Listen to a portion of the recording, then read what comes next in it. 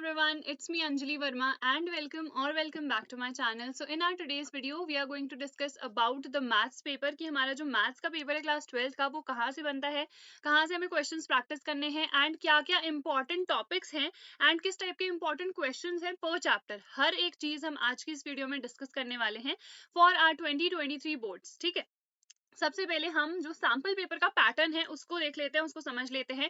वैसे तुम लोगों ने देख ही लिया होगा हमारे पास इतने सारे सेक्शंस हैं। ठीक है, तो सेक्शन ए अगर हम देखें तो इसमें हमारे पास टोटल 20 क्वेश्चंस हैं, दो जिसमें हमारे असर्शन रीजन टाइप क्वेश्चंस होंगे, बाकी के ये हमारे पास क्या है, these are the MCQ type questions which means total 20। अब ये एमसीक्यूज कहाँ से बनेंगे, तो ये जो भी हमारे पास एमसीक्यूज वगैरह है ना, ये ऑलमोस्ट सारे ही चैप्टर्स से बनेंगे। क्या क्या इंपॉर्टेंट टॉपिक्स हैं वो मैं बताऊंगी, तो इंपॉर्टेंट टॉपिक्स अगर कर लोगे तो ये एमसीक्यूज कवर हो जाएंगे।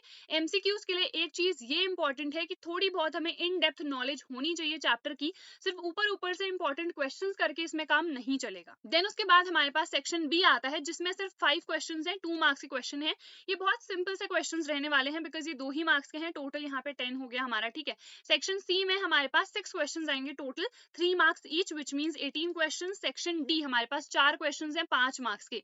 यहाँ पे सबसे ज्यादा इंपॉर्टेंट वाला पोर्शन आएगा, ये लेंदी क्वेश्चंस हैं। ठीक है, एंड 20 मार्क्स ये कवर करेंगे। एंड यहाँ पे हमारा जो सेक्शन ई है उसमें केस बेस्ड क्वेश्चंस बनने वाले हैं, 3 केस बेस्ड आने वाले हैं और एक केस बेस्ड हमारा 4 मार्क्स का रहेगा। सो टोटल इधर पे 12 हो जाएंगे। अभी केस बेस्ड हमें कौन से चैप्टर से मेनली फोकस करना है, बिकॉज बन तो किसी से भी सकते हैं, ऐसा नहीं है कि इस चैप्टर से ही बनेंगे, बट जिसकी आने की मैक्सिमम प्रोबेबिलिटी है वही मैं तुम लोग को आज की इस वीडियो में बताऊंगी। तो देखो, केस बेस्ड में ना एक हमारा जो प्रोबेबिलिटी का पोर्शन है वो तो डेफिनेटली कर लेना। इसमें मैक्सिमम चांसेस हैं कि बेस थ्योरम से ही हमारा एक केस बेस्ड बनेगा। इवन प्रीवियस ईयर में जब हमारा टर्म 2 हुआ था ना, वहां पे भी प्रोबेबिलिटी से क्वेश्चन बना ही बना था केस बेस्ड में, तो इसीलिए ये प्रोबेबिलिटी की बेस थ्योरम हमें बिल्कुल नहीं छोड़नी है। इसके अलावा एओडी से बन सकता है बिकॉज इसमें वर्ड प्रॉब्लम्स है, जहां पे भी वर्ड प्रॉब्लम्स चैप्टर में ही है ना इंक्लूडेड, वहां से मैक्सिमम चांसेस होते हैं बनने के। देन इवन एलपीपी से यहाँ पे बन सकता है।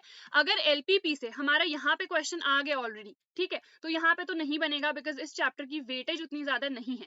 एंड अगर वहां नहीं आया तो डेफिनेटली वो केस बेस्ड में इसको डाल सकते हैं, which is a very very simple chapter. ठीक है, एंड इसके अलावा हमारा एप्लीकेशन ऑफ इंटीग्रल से भी बन सकता है, बट इसके आने की चांसेस थोड़ी सी कम है बिकॉज इसमें क्वेश्चंस जो है वो थोड़े कम ही हमारे रहते हैं, बिकॉज सिर्फ एरिया ही कैलकुलेट करना है। ठीक है, एंड मैट्रिसेस डिटर्मिनेंट से भी बन सकता है क्योंकि उसमें वर्ड प्रॉब्लम्स है, तो जहां पे भी वर्ड प्रॉब्लम्स है हमें उस पर ही मेजरली फोकस करना है हमारे केस बेस्ड के लिए। ठीक है, ये चीजें तो मैंने बता दी। अब मैं बताती हूँ क्या हमारे पास इंपॉर्टेंट टॉपिक्स हैं एंड किस टाइप के इंपॉर्टेंट क्वेश्चंस हैं पर चैप्टर।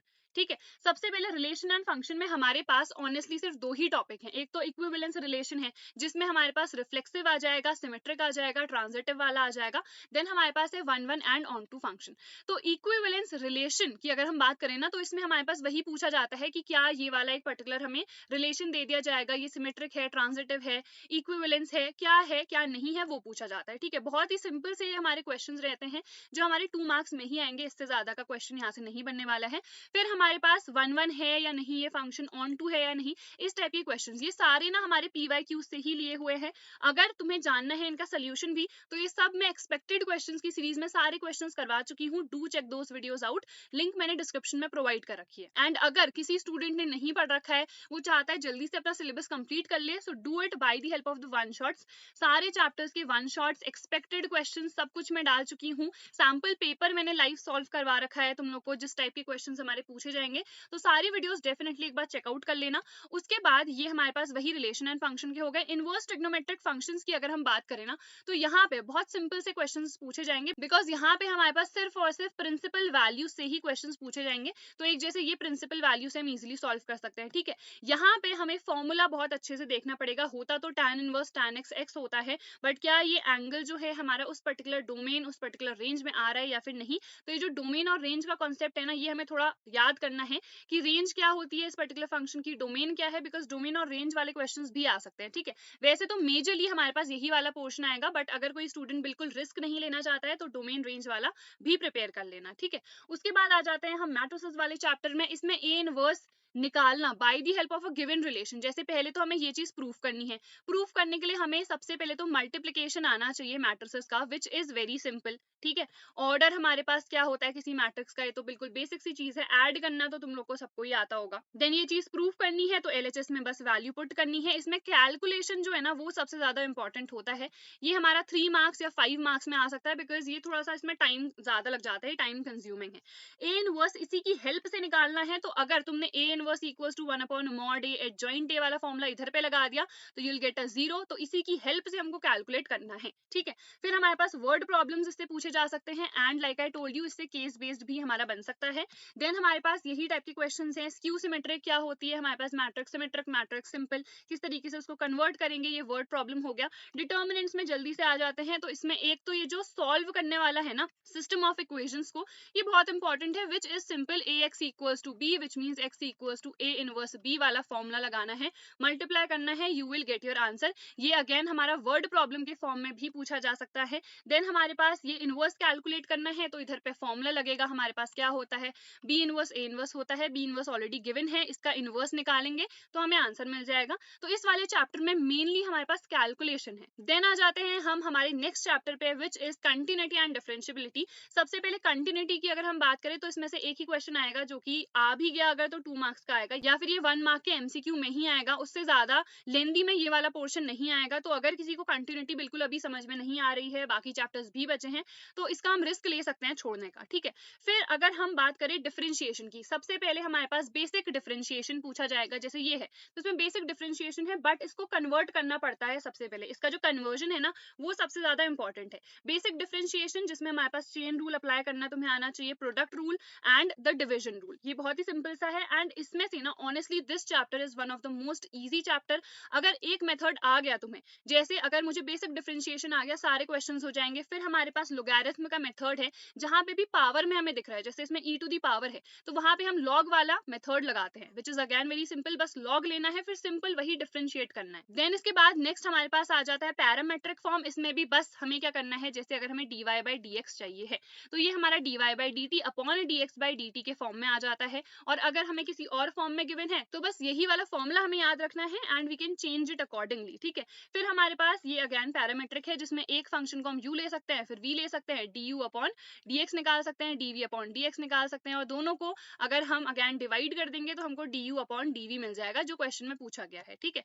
फिर हमारे पास सेकंड ऑर्डर डेरिवेटिव, अगर इस टाइप के क्वेश्चंस आ गए ना, ऑनेस्टली ये बहुत ही ज्यादा सिंपल हो जाएंगे, और ये 2 या 3 मार्क्स के हमारे पूछे ही जाएंगे, which is again very simple. फिर एप्लीकेशन ऑफ डेरिवेटिव्स की बात करें तो इसमें हमारे पास 3 ही टॉपिक्स हैं। सबसे पहले जो रेट चेंज है, ये तो हमारा 1 मार्क्स में ही आएगा, इससे ज्यादा नहीं पूछे जाने वाला है।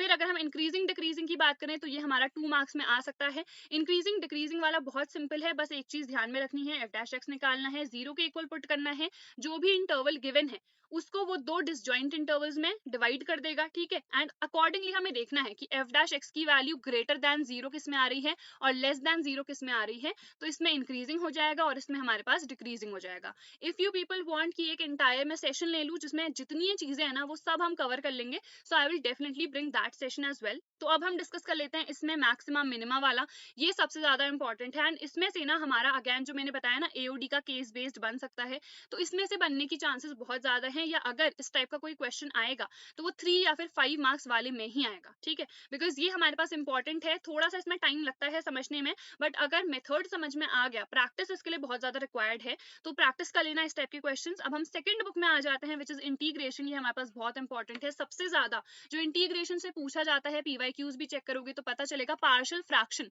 सबसे ज्यादा इंपॉर्टेंट है। सारे मेथड्स हमारे पास हमें आने चाहिए कि कौन से मेथड से किस टाइप का क्वेश्चन सॉल्व होगा। उसके बाद इंटीग्रेशन बाय पार्ट्स, ये इसलिए इंपॉर्टेंट है क्योंकि इवन अगर आगे हम डेफिनेट इंटीग्रेशन देखेंगे तो वहां पे डायरेक्टली हमारे पास इंटीग्रेशन बाय पार्ट्स यूज हो ही जाता है कहीं ना कहीं, ठीक है।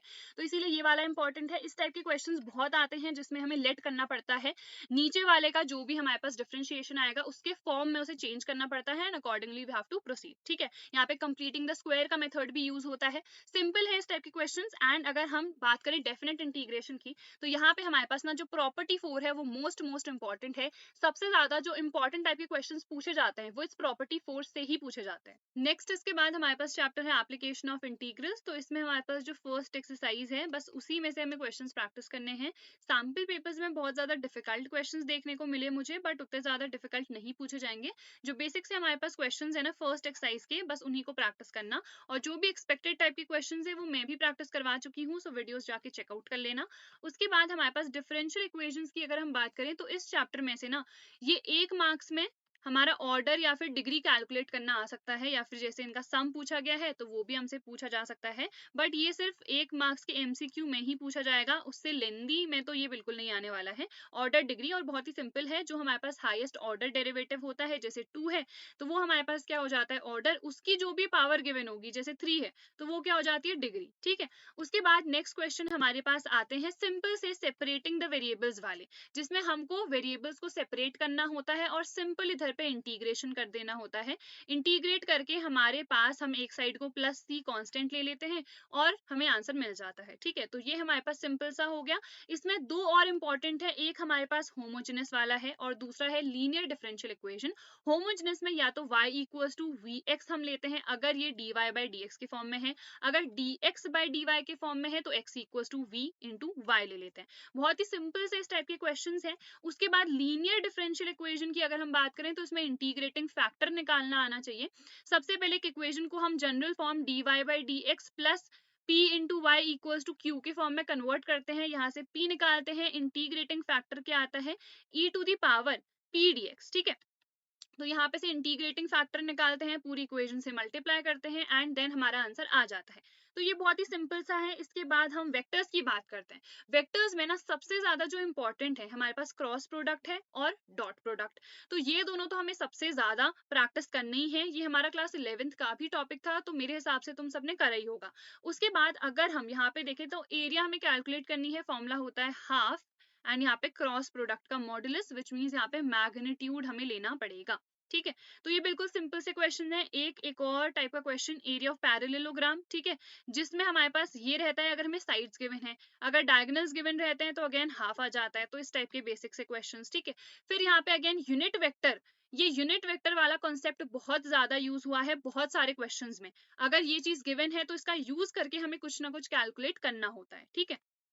फिर हमारे पास नेक्स्ट अगेन ये भी हमारा यूनिट वेक्टर यूज करके ही हमें ये क्वेश्चन भी करना है। फिर अगर हम 3D की बात करें तो इसमें सबसे पहले तो ना जितने फॉर्मुलाज हैं वो लर्न कर लेना, फॉर्मुलाज लर्न है और जनरल फॉर्मूला से कंपेयर करके वैल्यू ढूंढनी अगर तुम्हें आती है इजीली ये सारे क्वेश्चंस कर सकते हो। यहाँ पे सिर्फ एंगल हमें निकालना है, तो बहुत सिंपल सा हमारे पास फॉर्मूला होता है। उसके बाद यहाँ पे जब भी हमें परपेंडिकुलर गिवन रहेगा ना, और मैक्सिमम क्वेश्चंस परपेंडिकुलर के ही आए हैं, तो हमें ये वाली चीज उधर पे अप्लाई करनी है। तो जैसे यहाँ पे p निकालना है, कहीं पे मान लो लैम्डा निकालना है, तो बस वही मेथड अप्लाई होगा। एंड उसके बाद हमारे पास ये आ जाता है सेम वही परपेंडिकुलर वाला क्वेश्चन है। उसके बाद अगेन यहाँ पे भी परपेंडिकुलर वाली चीज गिवन है और लाइन की इक्वेशन निकालनी है, तो यहाँ पे भी अप्लाई तो वही वाली चीज होगी एंड उसकी हेल्प से इक्वेशन हमको निकालनी है, ठीक है। और ये सॉल्यूशंस एक बार डेफिनेटली चेकआउट कर लेना, अगर कोई क्वेश्चन तुम्हें नहीं समझ में आ रहा है यार इसका सोल्यूशन क्या होगा, तो सब कुछ एक्सपेक्टेड क्वेश्चंस में मैं करवा चुकी हूँ। एक ये वाला क्वेश्चन ना बहुत इंपॉर्टेंट है, मेरे हिसाब से डेफिनेटली आना चाहिए, ठीक है। अभी तो ये 4 मार्क्स का तुम्हारा है नहीं, तो 3 या 5 मार्क्स में आएगा एंड मैक्सिमम चांसेस है कि 3 में आ सकता है। तो इसमें ना हमें कोऑर्डिनेट्स निकालने होते हैं फुट ऑफ द परपेंडिकुलर के। ये एनसीईआरटी में क्वेश्चन नहीं है, बट ऑनेस्टली ये होना चाहिए था मेरे हिसाब से, बिकॉज ये बहुत ज्यादा बार पीवाईक्यूज में आया हुआ है। तो ये सब मैंने करा रखे हैं ऑलरेडी एक्सपेक्टेड क्वेश्चंस में। और शॉर्टेस्ट डिस्टेंस वाला भी बहुत बार पूछा गया है, शॉर्टेस्ट डिस्टेंस के बेसिस पे कि लाइंस इंटरसेक्ट कर रही हैं या फिर नहीं कर रही हैं, ये भी पूछा जाता है। उसके बाद लीनियर प्रोग्रामिंग की अगर हम बात करें तो इसमें सिर्फ अगर तुम पीवाईक्यूज चेक करोगे ना तो बाउंडेड वाला ही हमारा पूछा गया है, इसके अलावा तो और कोई क्वेश्चन ही नहीं आया है। तो जो भी बाउंडेड वाले रीजन है, कॉर्नर पॉइंट्स कैसे निकालते हैं और मैक्सिमम वैल्यू ग्राफ प्लॉट करना अगर आता है तो ये चैप्टर 1 घंटे में आराम से, जिसने नहीं भी करा है ना वो भी कर लेगा, ठीक है। उसके बाद प्रोबेबिलिटी की बात करते हैं। ऑनेस्टली प्रोबेबिलिटी में ना बहुत सारे इंपॉर्टेंट टॉपिक्स हैं, बट इसमें भी जो मैक्सिमम इंपॉर्टेंट है मैंने ऑलरेडी स्टार्टिंग में बता दिया था, बेस थ्योरम है हमारे पास। तो बेस थ्योरम के क्वेश्चंस डेफिनेटली प्रैक्टिस करने हैं, जितने एनसीईआरटी के हैं वो भी इंपॉर्टेंट है। एंड सिंपल हमें ना देखना आना चाहिए कि हमें कौन सी कंडीशन गिवन है, क्या क्या वैल्यूज गिवन है और हमें क्या कैलकुलेट करना है और इवेंट्स हमको कैसे बनाने हैं। अगर कंडीशनल प्रोबेबिलिटी आती है तो बेस थ्योरम थोड़ा ज्यादा इजी हो जाएगा, तो पहले कंडीशनल प्रोबेबिलिटी कर लेना। इसके बेसिस पे 2 ही मार्क का क्वेश्चन आएगा। तो ये हमारे पास जैसे ये क्वेश्चन है तो ये 2 मार्क्स का पूछा गया है। Then Bayes theorem is important, multiplication theorem उतनी ज्यादा नहीं पूछी गई है। इंडिपेंडेंट इवेंट में जो भी हमारे पास फॉर्मूलाज है ना उसके बेसिस पे क्वेश्चंस आए हुए हैं मैक्सिमम। देन प्रोबेबिलिटी डिस्ट्रीब्यूशन, इसमें से मीन कैलकुलेट करना आ सकता है बिकॉज बाकी सारी चीजें तो डिलीटेड है। इसका भी अगेन हमारे पास एक फॉर्मूला होता है that you can remember, and इसमें बस इसी टाइप के हमारे पास क्वेश्चंस हैं, जैसे ये हमारे पास मीन का हो गया। तो ये सारी चीजें मैं बता चुकी हूँ। वापस से हम हमारे इस वाले टॉपिक पे आ जाते हैं। जो हमारा सैंपल पेपर हमने डिस्कस करा था ना, तो उसमें मैंने बता दिया अगर एमसीक्यूज की हम बात करें जो कि सेक्शन ए है, तो इसके लिए तुम्हें क्या करना है। बहुत सारे स्टूडेंट्स पूछ रहे थे हमें जो भी ऑब्जेक्टिव वाला पोर्शन है उसके लिए क्या करना है। तो इसके लिए ज्यादा से ज्यादा ना सैंपल पेपर्स प्रैक्टिस करो, बिकॉज सैंपल पेपर्स में ना बहुत सारे एमसीक्यूज मिल जाएंगे। अब पीवाईक्यूज में ना उतने एमसीक्यूज है नहीं, तो इसीलिए यहाँ पे ये 18 एमसीक्यूज हो गए या फिर असर्शन रीजन वाला पोर्शन हो गया, वो सब सैंपल पेपर से कर लेना। इन द सेम वे ये हमारा जो केस बेस्ड है, इसमें जो भी चैप्टर्स मैंने बताए हैं उसमें से ज्यादा क्वेश्चंस प्रैक्टिस करना। एंड ऑल्सो अगर केस बेस्ड के लिए सेशंस चाहिए हैं सो आई ट्राई टू ब्रिंग, ठीक है, जल्दी से। एंड इस सब में जो भी हमारे पास इंपॉर्टेंट टाइप के चैप्टर्स हैं वो सब मैंने बता दिया है। इंपॉर्टेंट क्वेश्चंस जो हैं वो भी मैं बता चुकी हूँ। तो ये चीजें ना डेफिनेटली प्रैक्टिस करना। कैलकुलस वाला पोर्शन सबसे ज्यादा इंपॉर्टेंट है, इसके अलावा हमारे पास प्रोबेबिलिटी, ठीक है, एंड 3D से भी बहुत क्वेश्चंस आए हैं। तो in short I would really suggest कि जितने चैप्टर्स है ना जल्दी से वन शॉट्स के through you can easily complete. तो सारे चैप्टर्स करके जाना। एटलीस्ट अगर कुछ नहीं आया तो कोई फॉर्मूला मेंशन कर सकते हो, थोड़ा सा उसे प्रोसीड कर सकते हो, ठीक है। So that is it for our today's video. I hope this video helped you. Do not forget to like, share and subscribe to my channel. I'll see you guys in the next video.